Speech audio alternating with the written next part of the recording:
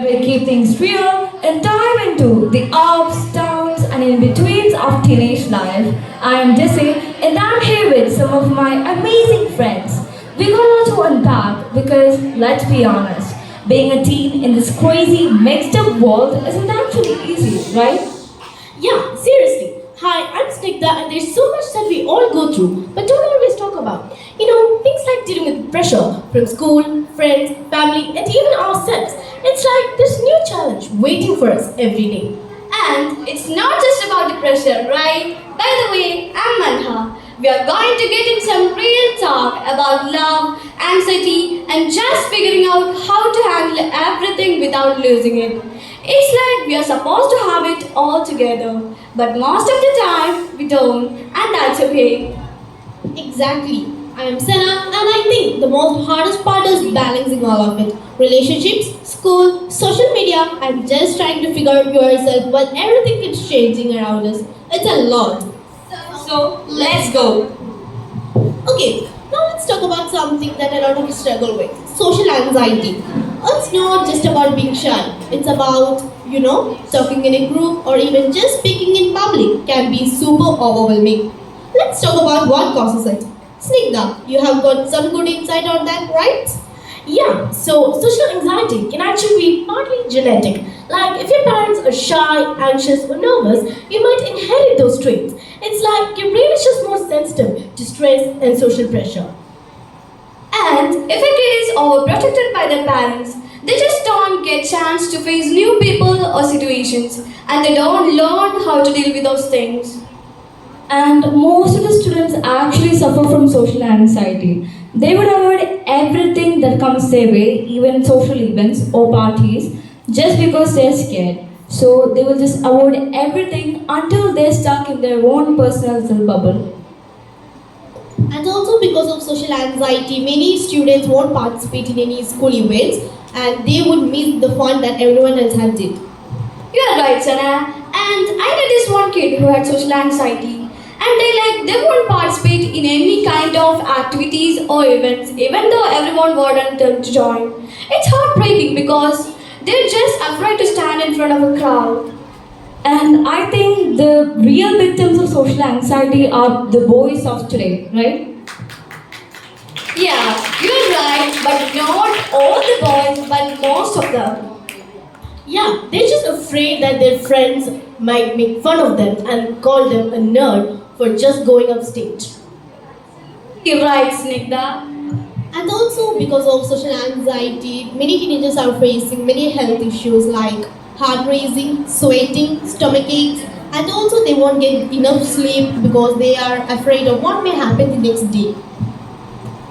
And there are so many ways to handle this social anxiety, right, Sana? And activities like deep breathing or meditation can help you avoid those anxious feelings. And also seeking help from professionals like therapists, counselors they can also give them better tools to handle it better. Yeah, like going to a therapist can actually help you with better communication and with an open mind. And not only that, but open communication among friends and your family actually helps with social anxiety because it's so nice having someone to talk to without having them to judge you. You can just be yourself, and I think that's what counts, right? You're right, Jesse. Having someone to talk to who won't judge you by anything, it's really a big relief for us. Yeah, that actually brings us to our next topic, social media. Social media, nowadays a lot of kids and teenagers have phones. Even a 5-year-old kid has a phone nowadays. You're right, Snigdha. Not only teenagers these days, but as you say, kids also use their phones any time. It's like they're glued to their phone 24/7.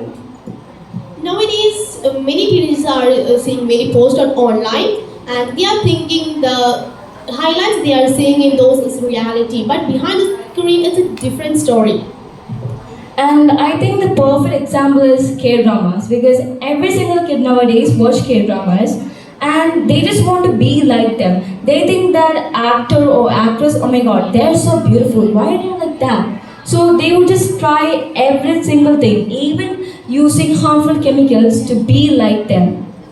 Yeah, that's a perfect example. K-drama actors or actors are really beautiful.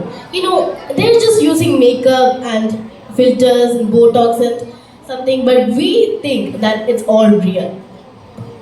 You said that K-drama actors or actors have fair skin. We can also have them by maintaining a balanced diet and keeping our body hydrated. Yeah, by drinking water, right? Actually, I'm really, waiting for the perfectly imperfect filter to come up because, I want to get recognized for my talents and myself, and that's what counts. But you're just say, you're right, but unfortunately that's not the reality at all. But as we say, everything has its own pros and cons. And also for this usage of social media, it also have positive effects. Like you can connect with others who share similar interests. We can use social media to showcase our talent and we can communicate to others who are sharing same experiences.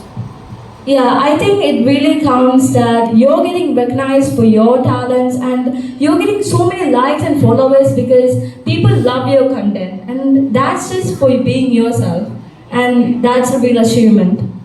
Yeah, but there's also negative side. Excessive social media can rot your brain and into thinking that they're perfect and we're not. And that really lowers our self-esteem. Yeah, and lot of students' academic gets bad because of using this social media so too much.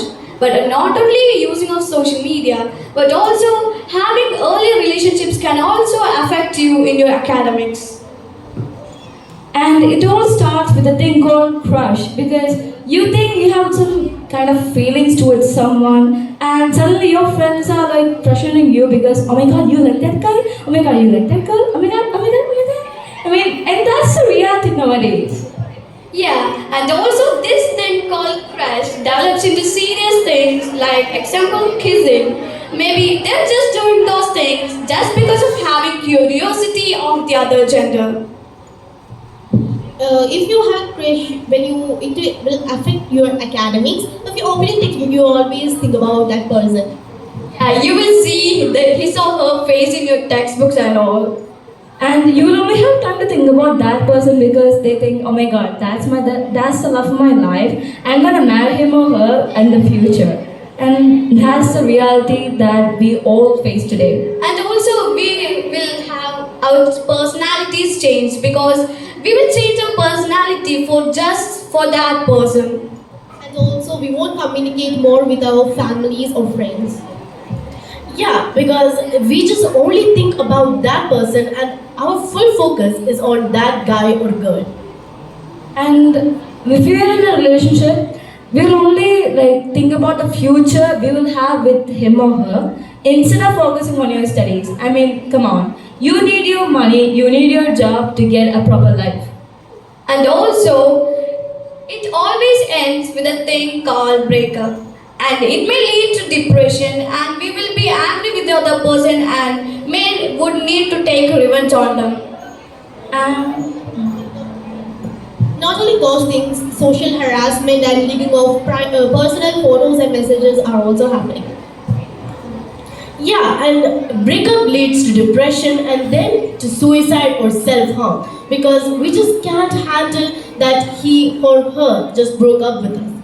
yeah, I mean nowadays people are like after a breakup at this stage in teenage life, I think we will be like really heartbroken and think about committing suicide, and we're gonna regret it the second we do it. You're right, and also they will do so many things to harm themselves, and at the end, it will only harm them. And also, I have heard a girl from my neighborhood had committed suicide because her boyfriend had leaked her private photos and messages. So, guys, never go for these type of things because it will only harm you in the end. And not only that, I mean, revenge porn is actually common in nowadays. Because if you take a naked picture of yourself, and even if you delete it, it will be somewhere in your phone, and even a mobile operator can access to it.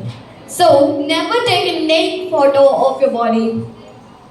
Yeah, and a relationship can also lead to nice things, which like better communication, knowing your own boundaries, and helping to control your emotions.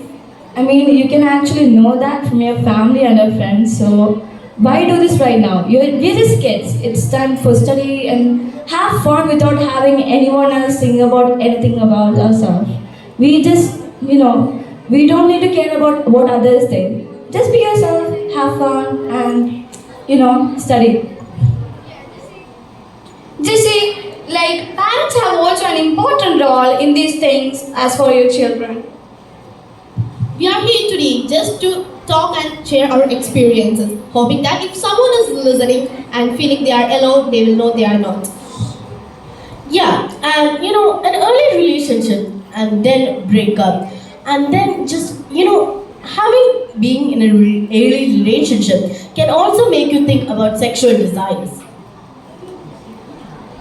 And we're doing this for your good and ourselves. We just try to create a safe space for you all who may face these kind of problems. And it's not about how others think you or how others may think about you. It's what you are and what you stand for.